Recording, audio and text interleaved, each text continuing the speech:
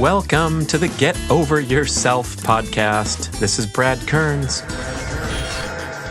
The biggest mistake couples make is putting their kids first over each other.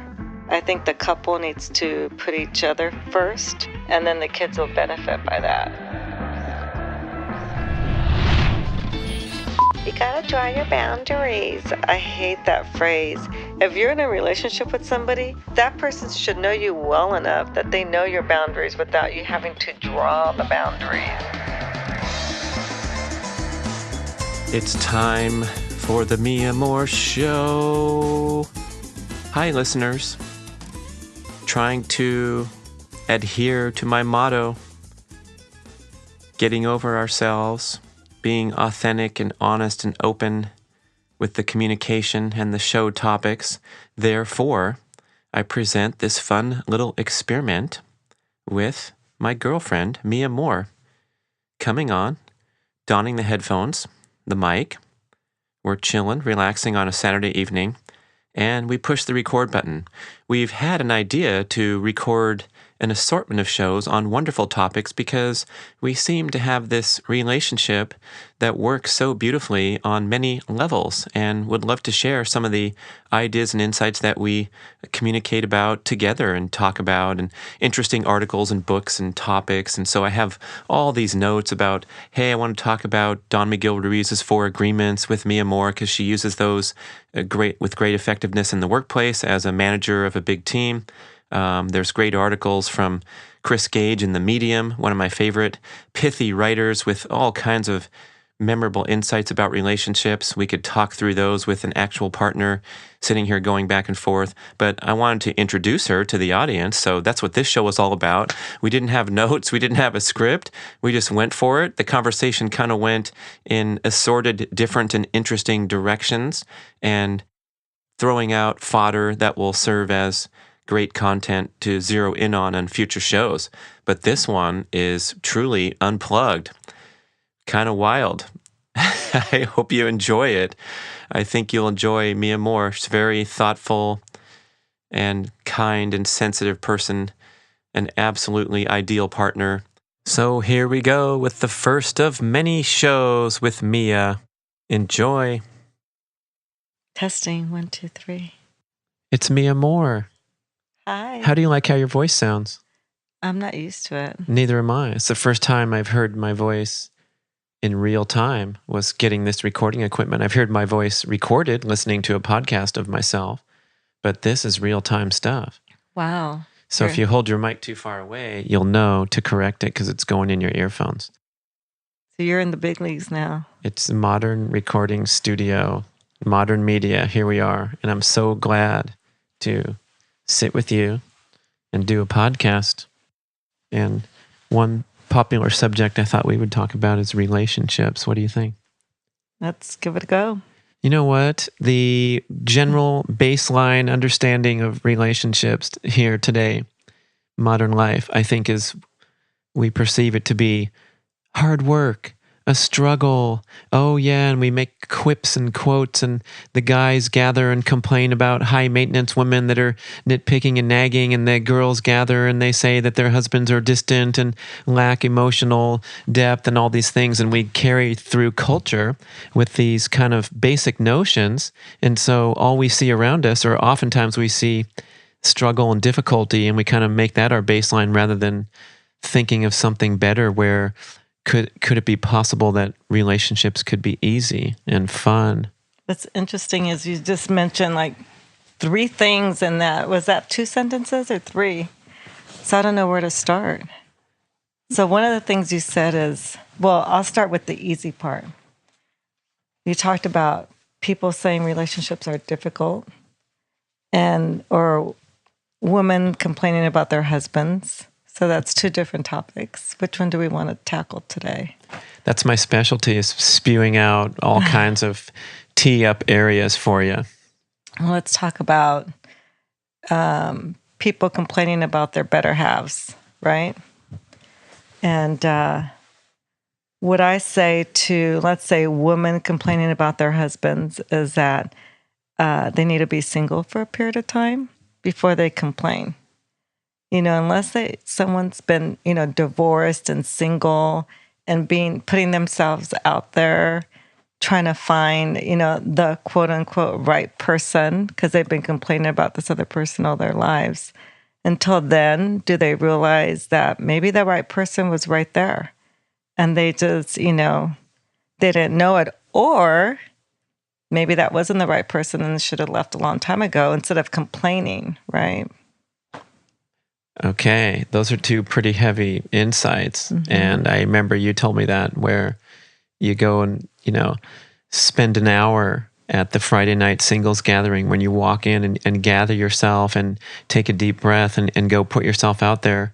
And it might give you a healthy perspective. Yeah. Right. Yeah. As far as, not sweating the small stuff.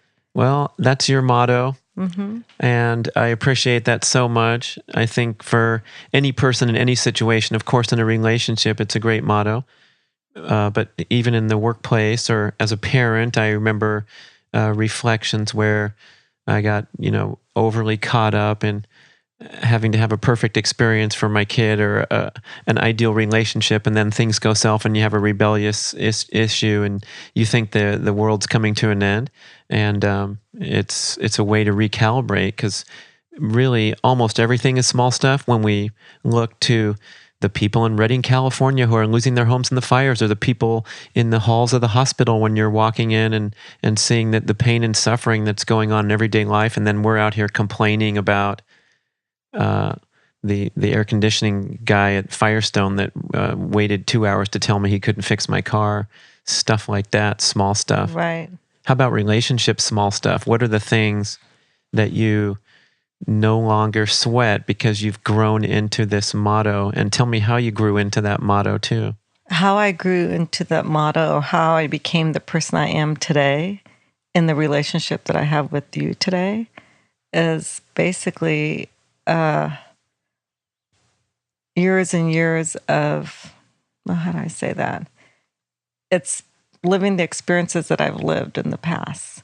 So every relationship I've been in, starting with, a boyfriend, my husband, other boyfriends, have made me the person I am today. And with each relationship, I noticed that I sweat. You tend to, I don't want to say not forgive, but you tend to accept more than what you were willing to accept before. Because you realize, nobody's perfect. And yeah, it's that whole thing about not sweating the small stuff. I mean, I don't know. I mean, I don't want to go into details about prior relationships, but they weren't pretty. Some of them weren't pretty, like I'm sure some of our listeners' relationships weren't, with arguing and screaming and stuff. And I made a conscious effort not to be that, not to be in that kind of relationship again.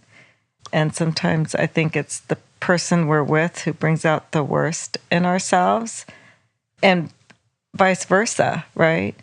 And so I think I'm going on a tangent now. Yeah, well, we have two issues at hand. One of them's not sweating the small stuff and learning how to get there. Right. But then you bring up a really important point, which is how to draw boundaries, which I think are two different things. Is how to draw boundaries and have, let's say, higher standards for relationship that are non-negotiable. Right. So you talk about a yelling and screaming encounter. I think a lot of that might have to do with age, where we're in whatever decade we're in, where we're kind of still trying to understand who we are, trying to navigate the first long-term relationship where kids are in the picture. Most people have, maybe they might have multiple relationships, but usually they only have one or two bouts of having a family with a partner and raising them, right? Right. So in all that circumstance, there's a lot of chaos. And I think sometimes it gets emotional and you get into power struggles and high stress situations that we navigate and come out of with a better perspective, perhaps. And probably I'd say it's because the biggest mistake couples make is putting their kids first over each other. I'd say that's the biggest mistake. I think the couple needs to put each other first, and then the kids will benefit by that. And that's what a lot of young married couples do. They put the kids first. And they're complaining about the husband because of that, or they're complaining about the wife because the wife doesn't want to go away on vacation because of the kids, or doesn't want to leave the kids with the in-laws because for whatever reason they don't believe that they can take care of their kids well, although they forget that those same in-laws raised them when they were kids and they survived, right?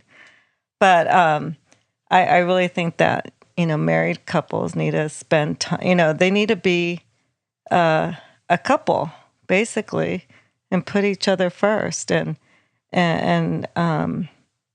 still hold hands and still be happy and kiss each other when they walk in the door, because the kids love to see that. They need to see that, because then that will make them better partners in their relationships. They don't need to see the screaming and the arguing, the contempt, the eye rolling.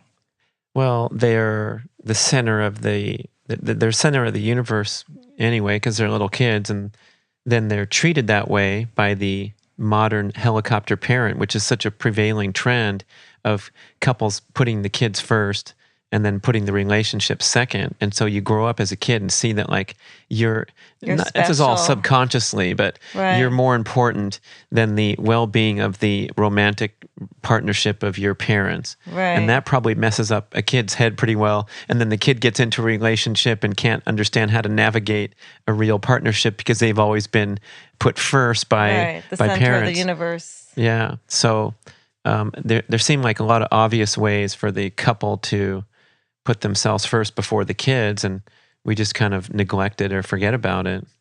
We do. Yeah. So the other hanging issue is this not sorting the small stuff. And could it be like fatigue and frustration from fighting these battles, realizing that no one wins? And is there a better choice you can make rather than, maintaining this kind of conflict mindset? Yeah, of course there is. I mean, better choice as far as, but the thing is, it has to be a conscious choice.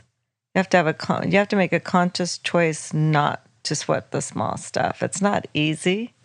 Most people, by instinct, want to get their way, or they do get upset over just the minutia of life. Well, the other part of that is, what do you deem to be small stuff?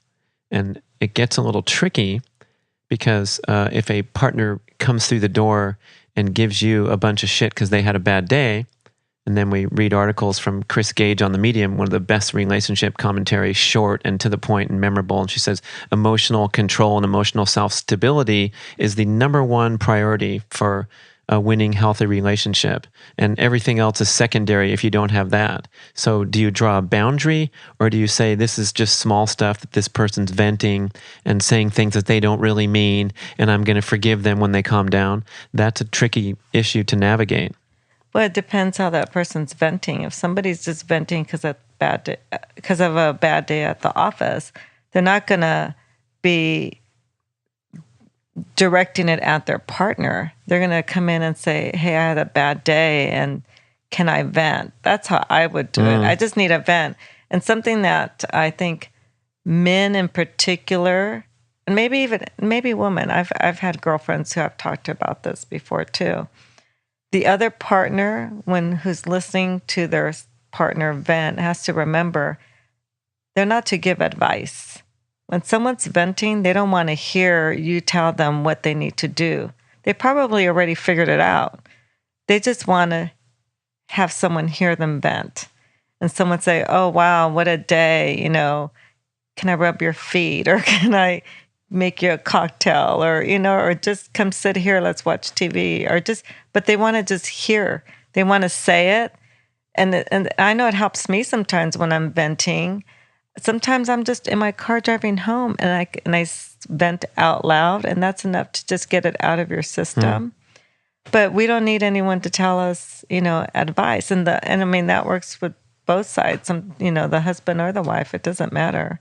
Or when you're venting to your girlfriends, any type of relationship, it doesn't have to be, your spouse. It could be your sister. It could be your parent. Regardless, when someone's venting, they just want to vent. people need to stop trying to fix other people's lives in that situation. Well, actually, in any situation. Well, yes, especially when someone's venting, but generally speaking, this is from Deepak Chopra, people want to be validated and respected, period. Mm-hmm. And so someone's coming in venting, they're sounding a little goofy, and you make a judgment in your head like, oh, there you go, stressing about that same old thing at work, and it's, right. Why don't you just get over it or something like that? Oh, yeah. But instead, you could say, wow, you really seem upset, period. Right. Right. I'm so sorry to hear you upset and that happened again.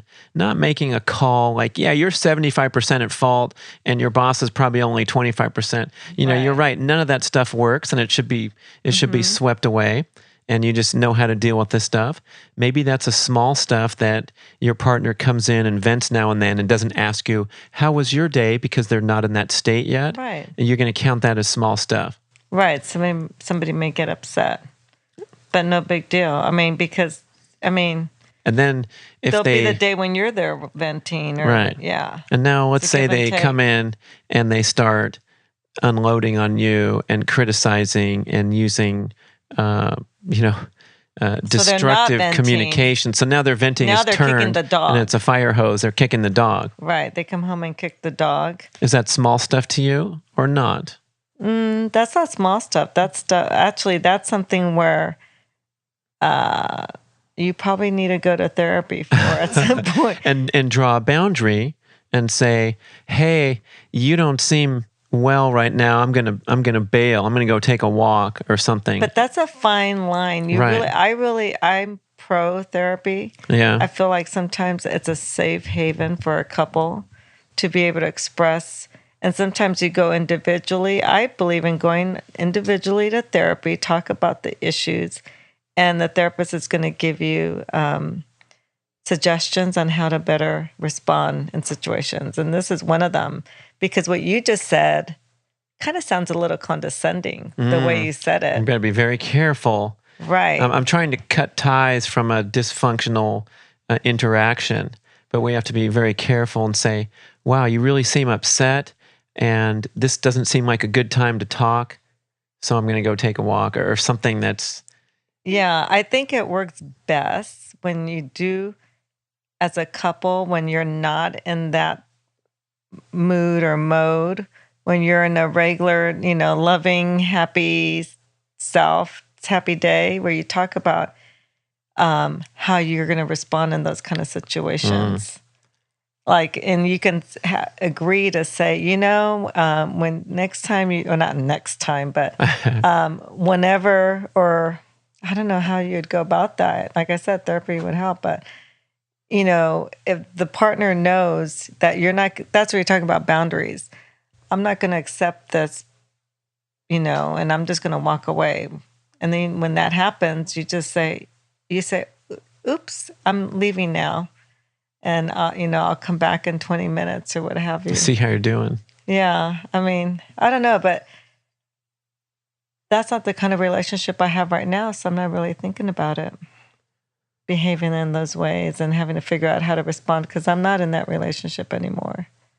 Yeah, I think we're on to something here where it would be nice to bypass a lot of this reactive living and deem many things to be small stuff, but at the same time have that capability to draw your boundaries and know what's important to you, and have a selection process to emphasize those things that are really important to you. And that's why I mentioned that article, like emotional control and emotional self-stability being an absolutely mandatory element of a relationship, where you know that you're not going to be the dog that's getting kicked because someone else has poor emotional control. That sounds like a pretty huge one. But then let me ask you something like, here's a partner who has an issue being late frequently, and let's say they're paired up with someone who's punctual. Is this small stuff, or is this something to navigate? What do you do? And in that, someone who's late frequently to me is small stuff to me, but to the person who's always punctual, that may not be small stuff. So the person who's always punctual, I don't see them probably in a relationship with someone who's always late. I can't see how that would even work. Especially if it's so important, right? To that punctual, tightly wound, Gretchen Rubin, the 4 personalities. There's the upholder. Mm-hmm. Yeah, the upholder is got the note cards and the 3x5 card, what says what they're going to do today, very tightly wound. And then you have the rebel or some other type of personality who is free-flowing, and people like your father, who's the smiliest, chattiest guy, and he goes to the grocery store, and he might come back later because he ended up talking to somebody about the Mexican soccer team and their incredible run to qualify for the World Cup and whatever. But if you have that foundational challenge where you just see the world in a different way, and being on time is of paramount importance to you, and you're very rigid and inflexible, and the other person, try as they might, just doesn't seem to get into the groove, even though it's important to the other person, then we're going to have some conflict and some long-term issues there. Right. So, that couple would not succeed. When you mention my father, it's funny because my mom would, on the other side of the coin, would be at home, and I'll be there, and where's Dad? Oh, he went to the grocery store, and then she'll say something like, "Oh, he's probably talking to so and so," and it's like nothing, right? Like she expects it. It's no big deal anymore. Whether it was a big deal at one point, I don't know, but they're together today still because she learned to not make it a big deal. That's interesting, because I think when you have a really great foundation and you know that you're loved and respected and validated, and then something happens that could be huge, massive stuff if you're on shaky ground, or it could be small stuff, such as, hey, we went to a big party, it was a wine tasting event, and oh, you were talking to that gal in the corner over there for a while. Was she nice? Did you enjoy your conversation? Seemed like you were flirting with her a little bit. That could be a massive giant weekend ruining issue for one couple. Right. And then the other couple, you could poke the person in the ribs and giggle about it and have, some interaction that shows that the foundation is so healthy that you're going to get through it. Maybe then there was some emotions involved and you're wondering or feeling a tinge of, emotional response, but you make it small stuff because That's an interesting example because today I don't know. No, because the partner who's secure about himself or him or her relationship would have gone to the boyfriend, the husband, and said, with talking to that woman, and say, "Hey, if they, I'm Mia. I'd like you to introduce." I haven't. Yeah. No, it's like I haven't met you yet. And just kind of get part of the conversation. Yeah. So then there's nothing to, It's like I come approach you and right, but the person who's insecure is going to stays behind and kind of stares and watches. And you're going to make it. You're going to make trouble in your head. Right. Exactly. Yeah. It's like I come over there and bust into a conversation. Hey, what are you guys talking about? And you're talking about Brad's speed golf thing. You got to meet this guy here.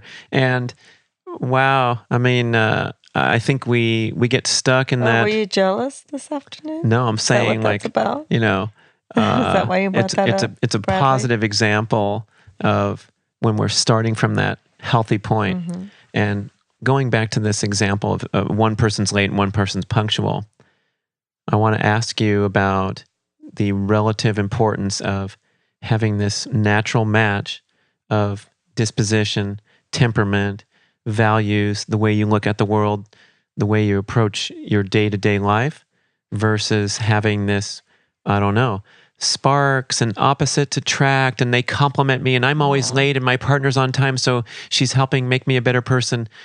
How would you comment on either of those scenarios? No, I believe, that's why I believe in not getting married till you're 30. Because 30? Oh, you hear that, young people? Let's make it to the big 30. people change from, their teens to their young adulthood, through experiences and also through relationships. It makes you the person you are as an adult. And I think when you get married young, like I did, I can't remember how old you were yeah. when you got married. I don't know if it's young or not, but I remember I was like the second wedding I ever attended in my life was my own. The year, which is kind of weird. I was 25, I got married, right? 24. I was 24 as well. And at the fist time, bump on that. At the time, I thought I was old, right? I graduated from college. I was already working. But in that year, everybody was getting married. Everyone around me was getting married. Yeah, the dam breaks. But, and most of us, I would say, are divorced by now. Well, and then you've got my sister who married at 29 who's still happily married. Yeah. I think there's something to be said. Her husband was older. He was already in his early 30s. He'd been in his share of relationships, as had she. And they, they totally, met and were ready for a relationship, right? Mm-hmm. But I grew apart from my husband, and many couples did, and some mature, some don't, or whatever it is. Okay, well, there's a plug for a older age marriage. Mm-hmm. What about the concept of you've been through a couple marriage and divorce cycles or long-term relationships, and now are you wiser, more appreciative, or are you damaged goods? No, I think you're wiser, more appreciative. Across the board? Or do we have people that maybe that's a red flag? I know some therapists make that contention that like you shouldn't date a guy who's been married more than 3 times or something. See, that's different. You asked me about relationships. You didn't say just be married. I agree. You can't be married. I think if you're married more than 3 times, yeah, you're right. That's a red flag. A therapist would say that for sure. Because, why? It's people, it's usually the men who jump into marriage like quickly. Oh, is that so?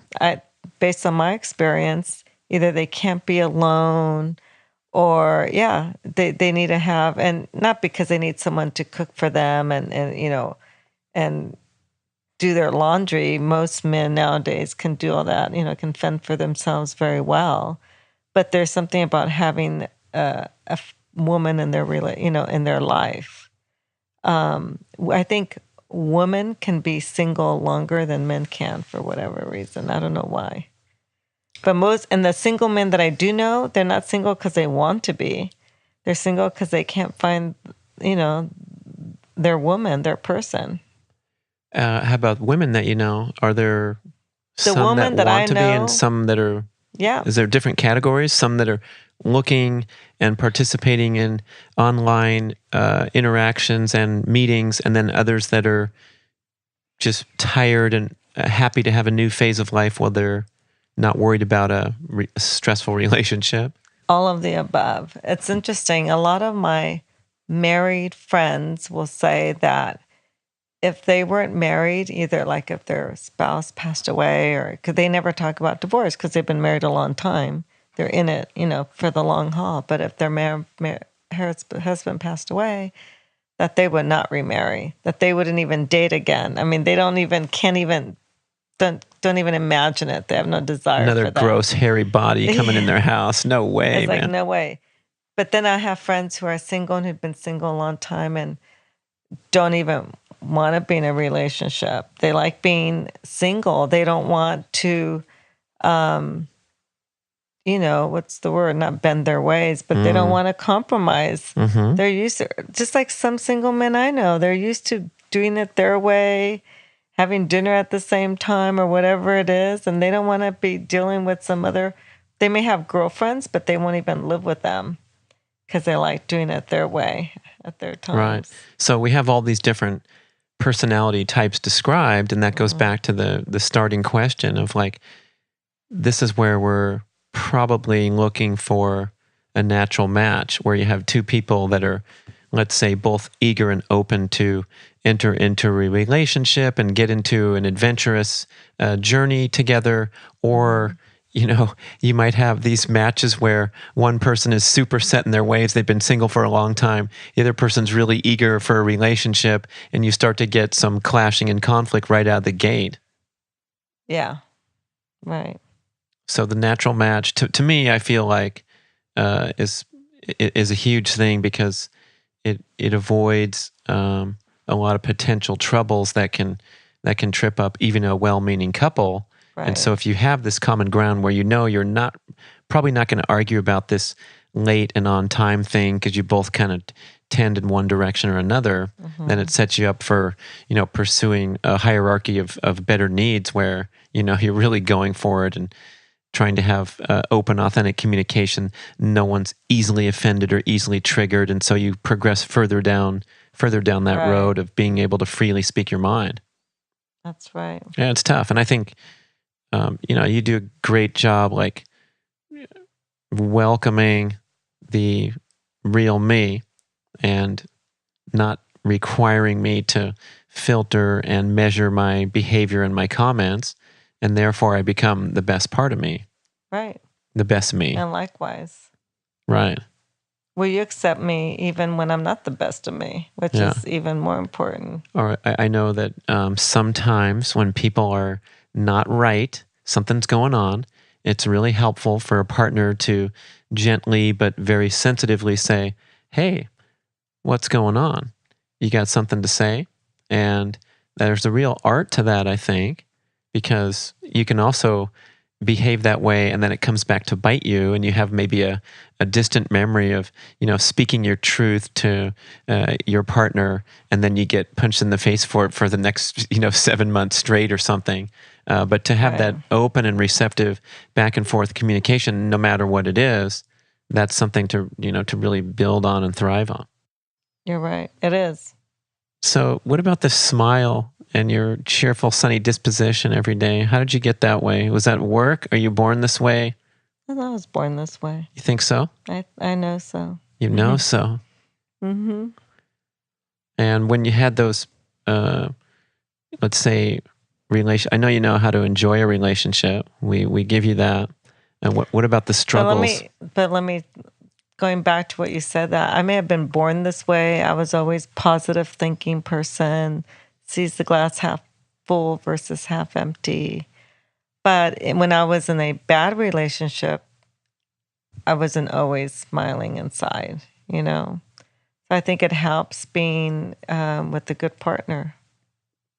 And when you're struggling in a relationship and you have this cheerful, natural, sunny disposition as your baseline, and it's getting compromised, not blaming anybody, but it's just compromised by stressful daily life and interactions that aren't making you feel nurtured and supported and uplifted. How do you cope with that? Because I have a nurturing partner at home. I think that makes the difference as far as the struggles at the office or that type of thing, or issues, with family members and stuff. It's having a supportive partner at home. It keeps me smiling. So we talked about how to be supportive when someone's coming in and venting and catching yourself and not trying to give advice. Right. And how does that extend out if the listener is has a desire to be a better partner and maybe unwind some of these negative communication dynamics that are so common? What are some other ways you can be a supportive partner? Undressing them and taking them to the bedroom? Is that what you're thinking? Hey, that brings up another point, because we have this, compatibility in the amorous category, and that seems to be. Are we telling our listeners that? This is Get Over Yourself podcast. There's no, there's no filter. There's no editor inside that little box that's recording everything. But that seems to be a common relationship issue, is maybe a disconnect in wants and needs in that area. And that is more prevalent with folks of our age. Is that so? Noticed. Yeah, it is. Listeners, we're in the 50-plus category and trying to maintain that youthful spirit so that we can pretend we're half our age, right? Right. Or not pretend we're half our age so we can remain half our age. How's that? Hey, man, it's just hormones and genetic signals, as we know. Well, segue into your new book, right? Keto for longevity, right? Right. Right.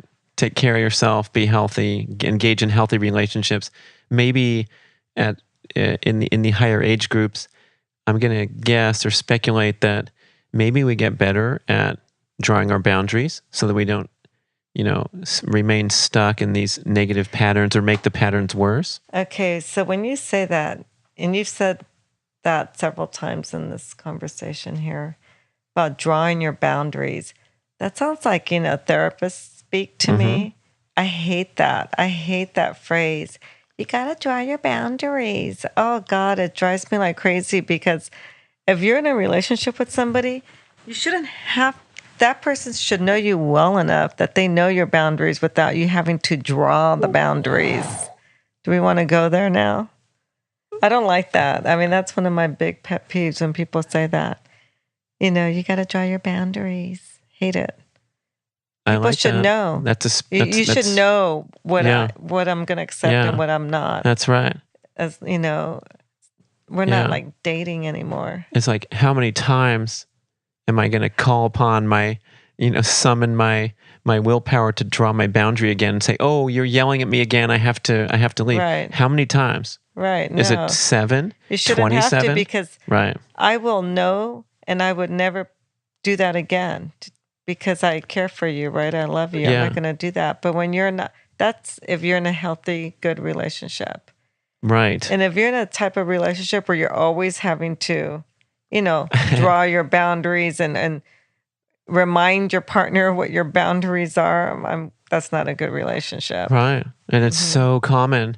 Right. I know one example. I won't name any names, but someone I know jumping in the car on a date and forgot to open the passenger door first, which was verbalized by the female companion that this was very important to her, that she was shown that chivalry every time they entered the car. And it was a point of contention. And then just... Why was it a point of contention? If because she said it once... I almost said I. And this is way long time ago with little kids. You opened my car door. This is like early teenager time in your first relationship, right? Right. And so I forgot again. It became an issue, and then was getting pretty good at it and in a good rhythm and happy to open the door and how fun it is. And I feel like I'm, being a good guy and learning this wonderful skill of opening the passenger door, but then forgetting now and then. And then at a certain point, it's like, this person won't get in the car. Enough. Right. She won't get in the car. And I'm in the car going, WTF, guess what? My boundary was just reached, and I am not getting out and going around and opening the door because I'm so sick of this complaint and being an issue. It's like, hey, what if I just bought you a nice dinner, showed you a good time, had a wonderful conversation, forgot to open the door? And so I just come up with the example of like, there's two people drawing their boundary and it ain't looking good. And that's furthering what you said, and your take on this is great. Like, draw your boundary. Someone's saying a little voice into the female head, and then someone's saying a voice into dude's head, like, dude, draw your freaking boundaries, man. You mean you're getting out of the car again for that bullshit? That's some messy stuff right there. Right. But obviously she wasn't important enough for you, because if she were, you would not forget again. And my defense coming back was like, but I sincerely forgot. I didn't mean anything by it. And that's well, okay. All right. Sorry. You're taking the girl side. I like that. No, whether it's the girl or the guy, in this situation, I think communication is key, whatever the situation is. She communicated to you many times. How many times should she have to do it? Once. She only had to have done it once. Right.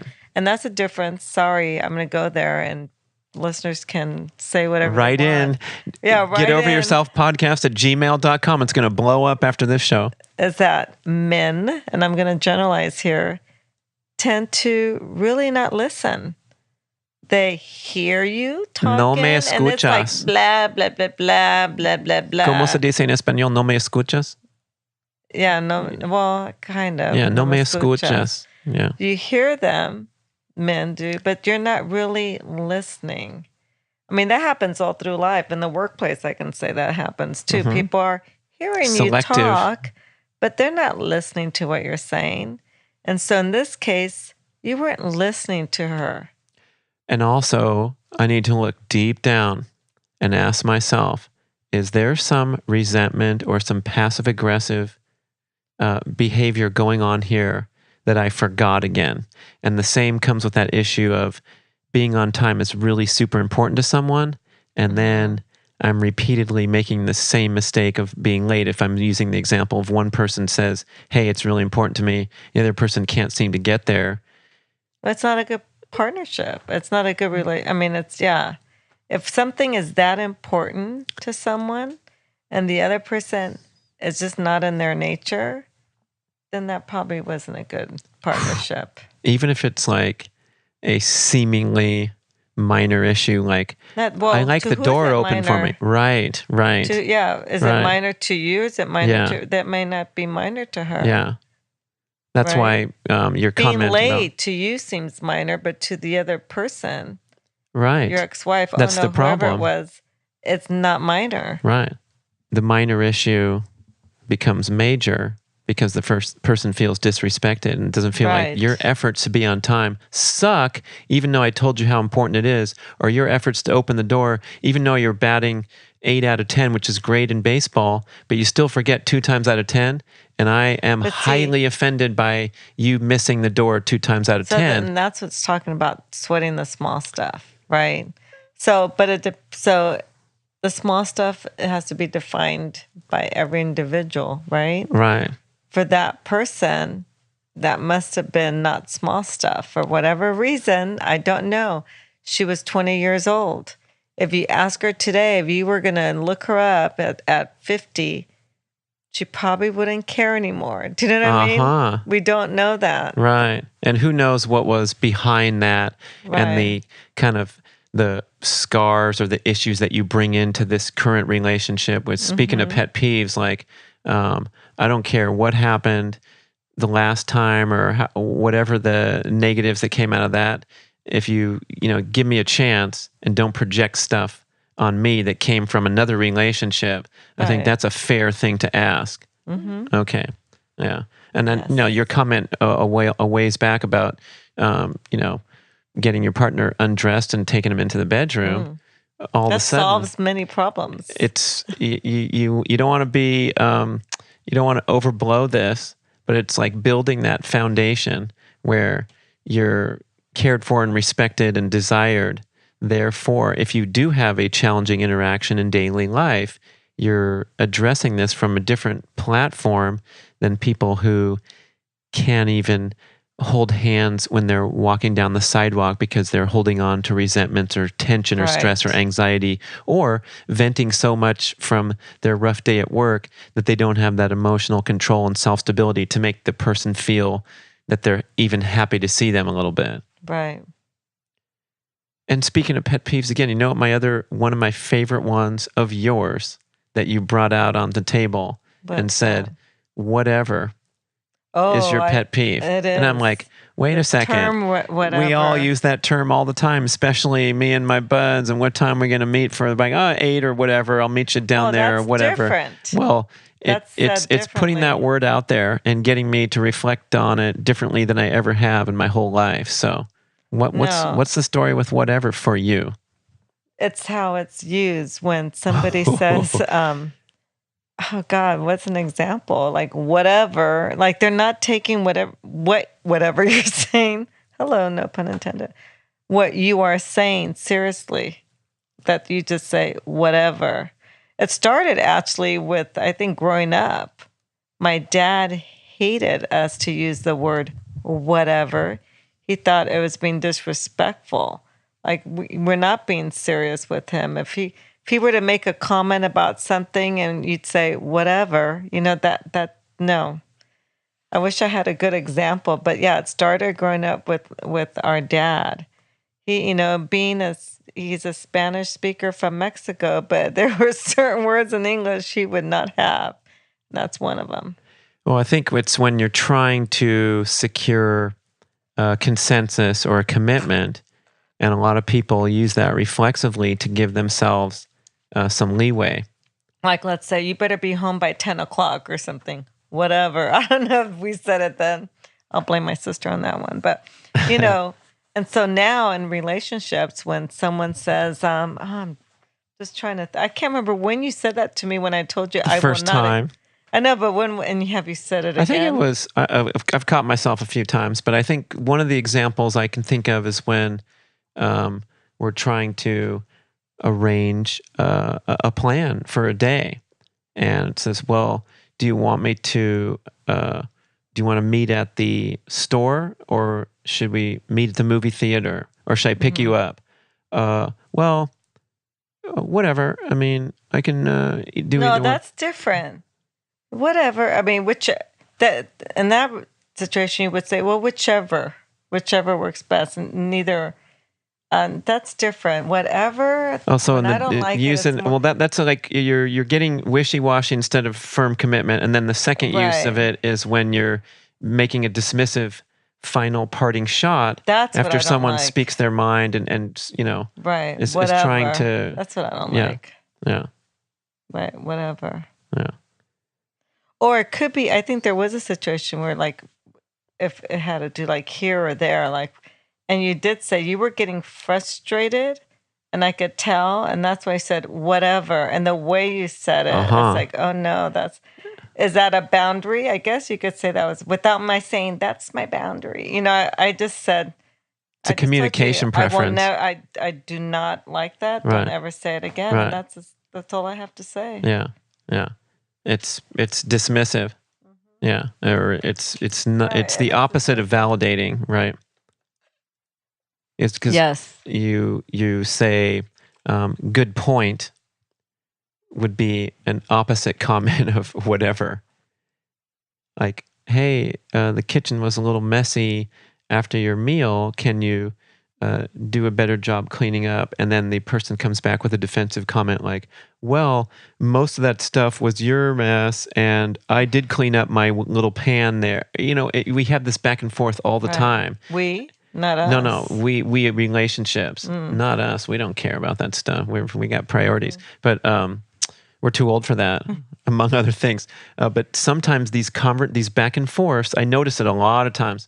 They end with someone saying whatever, right? And go to that other example of the word "but" in the middle of a sentence. Well, that was your thing. I never really thought much about that. It's you brought that to light.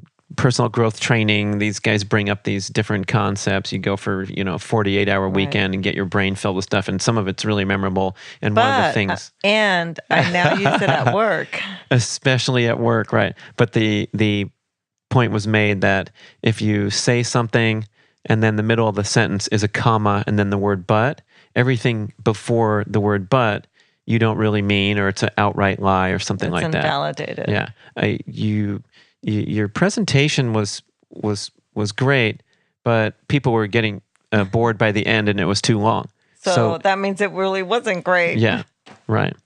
So think about that, people, when you're saying that, especially we're talking about relationships here on this show. So what would you say there? Your presentation was great, and would have been better. Correct. Big difference, because the person's open. As soon as you hear "but," you close off. Right. And then we remember learning about body language too, where you start folding your arms or striking a closed off pose. And it has great meaning in the neuro-linguistic programming world, where people are trying to identify what these things really mean, because body language means so much to communication. Right. And when someone hears the word "but," they wall off because they get defensive. Yeah, and they don't hear what you have to say after. Right. Interesting. Speaking of body language, how did it go with your interview of that lady who specializes in body language? Oh yeah, Gita. Really talked about it. Right. Yeah. We have a show coming up with her, and developing these. She trains people in public speaking. So you're learning your presentation skills in front of the audience, and when you want to be dynamic and you want to be authentic, and the acronym is PACE. It's like posture, authenticity, something. We have to go listen to that podcast on the Get Over Yourself channel. But it just so happens that, hey, maybe this stuff is really effective in relationship too, where you're making eye contact and you're studying the reaction of the other person and doing things like you do so well, which is you think there might be more coming from the person. And so you Right. pause and say, what else, or whatever the words are, to let the person know and give them that signal that even if it's not the funnest conversation of the day, you're receptive and you're validating what they have to say, and you're ready for more if the case may be. You know, the key to that, and I've thought about it in the workplace, and even with you and, my relationships with, my friends, is that you need to be able to sit quietly, look at them in the eye, and listen without interrupting. And do you know how hard that is for people to do? Today, in the social media age and the what do you call, like the Fox News and the combative programming and the reality programming, where we get off on watching people interrupt each other and put each other down. Right. Yeah. So just listening and looking at the person, listening to them speak, and just being patient for your turn, because you'll have a turn when they're done speaking. Hopefully. You should. You Right. will. Right. And Especially if you don't interrupt. Right. Sorry, I interrupted you. Mm-hmm. Go ahead. That's all. Right. It's like the more interrupting goes on, the more it's going to happen back and forth, and the less. Right.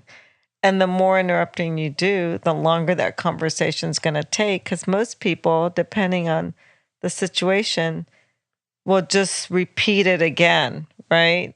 They'll start back at square one, or so to me, I find it best to just listen till they're done. A lot of people in this world just want to be heard. Confucius said, resolve to listen more and talk less, because no one ever learned anything by talking. Oh, I agree. Now, you can probably learn something by talking, but makes sense. Right. But you know who learns something by talking? The person that's talking. Sometimes when they hear themselves speak, they may realize, oh, they kind of solve. That's happened to me. I don't know. I'm changing the subject here, but sometimes, let's say when you're venting, or you're talking to a friend about a situation, and maybe you're seeking advice. Sometimes we can advise ourselves as we're talking. We kind of think it through. It's like as we're listening to what happened or whatever out loud, it's like, oh, wait, maybe I should have done this or done that. So sometimes I think Confucius is wrong then. We work things out verbally. Agreed. But the message is well taken, that giving the person time to finish and be heard will progress the conversation and maybe shorten it. I never thought about it that way, but you're right. You're right. It shortens it. Mm-hmm. You have great skill there, and I think you may be thinking that I'm long-winded, because I'm a long-winded person sometimes, but you're smiling, you're open, you're receptive. And so if I am long-winded, I might finish shorter than if I was getting interrupted or anything like that. And so, like, having that patience and that calmness. And then when you're calm and patient and you're just looking at me, then I get, a better chance to reflect on how I'm coming off and the fact that I've been talking for this many minutes straight. Okay. Look at you. She's doing it right now. You're messing with me now. Yeah. And I'm working on that in the podcast too. I'm working on getting over myself. I say that. And sometimes I get really excited and engaged with the guest, and I probably should just, let the guest flow the entire way. But sometimes, especially when you're hearing a production, the conversation builds when you can interject and things like that. And I know that you're paying attention. You pick up on that, and if you do happen to jump in with something exciting and conversation forward moving, you always loop back. Like, you heard me way back when, and it might be a couple minutes later, because we might have a car ride going on, and there's an issue on the road, and we're navigating, and we spend 3 minutes navigating, and then we're back, and you pick up where we left off. I do that. Yeah, you do that. That's good, because sometimes I feel like you think I forgot where we left off. It's true. I'm surprised. Mm-hmm. Yeah. Sometimes I feel you get a little defensive. Like if we're talking, especially if you're doing the talking, and then I have to listen to the navigation. I'll say, hold on, right? I need to figure out where we're at or what have you. I tell you, get a little butthurt about that. But then you're right. Then I get us back on track on the conversation and you relax. You do. You mentioned like the workplace briefly, and the listeners will know that you work in a pretty huge bureaucracy, right? A large environment, agency. Right? And you've been there for a long time, and I'm not there with you working, but when I hear your stories and your recaps, I always detect that you have, extreme sensitivity to how you come off, and the best thing to say at the best time to the best person, and what you shouldn't say to this person at this time, and the timing and the strategy and the structure. And that's enabled you to thrive in your career and continue to get promoted and be in a management leadership position at this time. But I'm wondering, like, that environment is entirely 100% different than I've been in myself as a high-flying solo flyer who's been mostly doing my own business, a lot of times working by myself all day, or traveling around and doing sports or whatever, not in the corporate setting. But does that day-to-day interaction help you with your emotional control and self-stability in everyday life? No.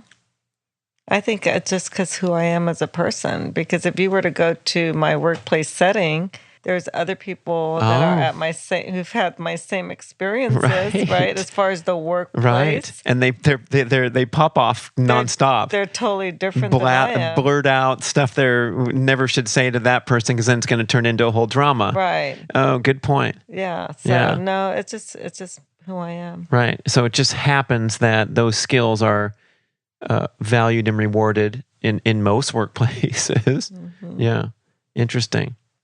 What about in the succession of relationships? You've had a couple really long-term ones and a couple of the shorter or medium term. Right. But you've progressed through these, and you claim to be the best that you are today, your best relationship self right now. Exactly. Through that life experience. Definitely. Actually, each subsequent relationship, I've been the best person that I've been. And then the next one, I'm even better, and I'm even better, because I've never had regrets about any of my relationships.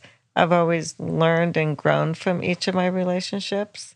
You learn, about yourself, but then you also learn strategies from the relationship. So, yeah, you're right. Lucky guy. You got the best me right now. So not having regrets is one of my favorite goals in life, because I feel like if you want to go there, we can all go there anytime. I can tell you about the stock options that I had that were 4 months away from making me a multimillionaire, and it ended up to be a zero, and the regrets and the pain and suffering that I incurred at that time, and all the other things that the opportunities I missed out on, or the regrets that I had with raising my kids and treating them this way from ages 8 to 12. But if you go there, I feel like it arrests your growth and development, and that the main goal should be not repeating the same mistakes or the same bad patterns. Exactly. Yeah, you can't have... I always feel like things happen for a reason. And let's say the stock options that you almost missed out on. You could have not missed out on them, and let's say you had all this money. There's a lot of other problems that come with money, maybe in that particular situation. And who's to say that you would not have been buying all this real estate, then lost all your money in real estate when the downturn happened, So, no, there's a reason for things. There was a Tim Ferriss show recently with this famous interview guy, Cal Fussman. He asked him this question about what would you do differently, or what advice would you give to your... what advice would you give to your 30-year-old self? He asked that of every guest on a show. And the guy said, nothing, because I wouldn't change a thing, because everything I did in my life led me to the bus seat in Buenos Aires, Argentina, where I met my wife. And it was such a beautiful answer. Like I wouldn't change a thing, because it led me to where I am today and who I am. Love that. Yeah, that's a great answer. We've put out a lot of concepts and ideas, floated them out there, and some of it was a little roundabout, but we've, I think, teed up some content to focus on for future shows. So sounds good. Thanks for getting on the mic. And they've had a busy day as usual, but thanks for the invite. Mia Moore, thank you for being on the podcast. We'll check in with you later. You're welcome, Miyagi.